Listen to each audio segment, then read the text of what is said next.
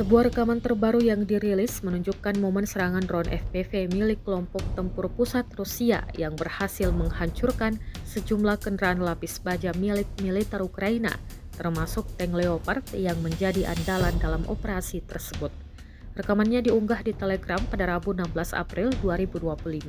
Dalam video tersebut, drone-drone FPV terlihat diarahkan secara presisi ke target-target Ukraina, menyebabkan ledakan hebat dan kehancuran pada kendaraan tempur berat, termasuk tank Leopard buatan Jerman yang sebelumnya dipuji karena kekuatan dan perlindungannya.